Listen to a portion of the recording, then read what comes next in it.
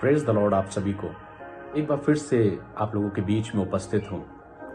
मेरे प्रियो, कई बार हम चिंताओं से ग्रसित होते हैं। बहुत सारी चिंताएं हमारे जीवन में आती हैं और हमारी जिंदगी को, हमारे जीवन को हिला कर रख देती है। ये डिप्रेशन, एंजाइटी कई बार हमारा पीछा नहीं छोड़ते और अक्सर हम इन विषयों में बात करते रहते हैं। हम खोजते हैं कि हम कैसे इन चीजों से अपने आप को उबारें।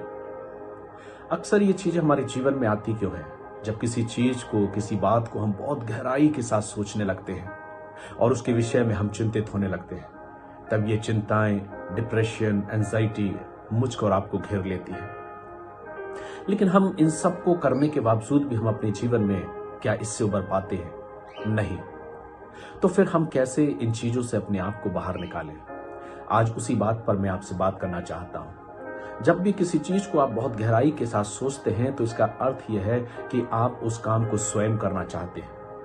लेकिन जब हम परमेश्वर के वचन में पढ़ते हैं, परमेश्वर के वचन की ओर जाते हैं, तो हम इस बात को देखते हैं कि परमेश्वर अपने वचन में हमसे कुछ और ही बोलता है। जब भी आपको ऐसा प्रतीत हो कि आप किसी चीज के लिए बहुत चिंतित हैं, इस वचन को आप निकाल कर पढ़िएगा।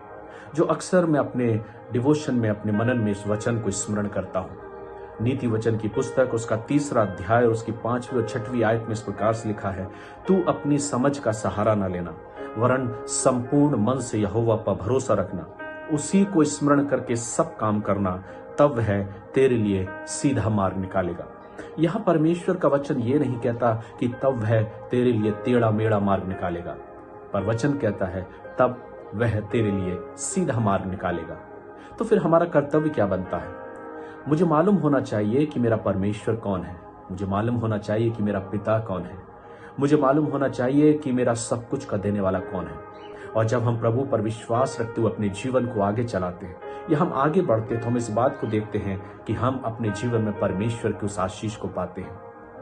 आज की सुबह भी जब आप मेरे साथ जुड़े हैं, तो आप इसलिए जुड़े हैं क्योंकि आप परमेश्वर पर विश्वास करते हैं। आप मेरे साथ इस आराधना में जुड़े, इस वचन में जुड़े हैं, परमेश्वर की स्तुति करने के लिए, परमेश्वर की आराधना करने के लिए।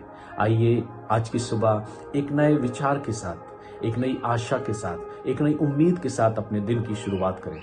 जब भी आपके जीवन में ऐसी चिंताओं की अवसाद आए, डिप्रेशन, एंजाइटी जब आपको परेशान करने लगे, अपने आप से कहें कि मेरा परमेश्वर, मेरा रक्षक मेरे साथ है, वो मेरे लिए सीधा मार्ग निकालेगा। और फिर आप देखिए, परमेश्वर आपको अपनी अपार आशीषों से परिपूर्ण करेगा। आप अपने जीवन में उस आनंद को महसूस करेंगे। परमेश्वर आप सबों को आशीष दे। God bless you.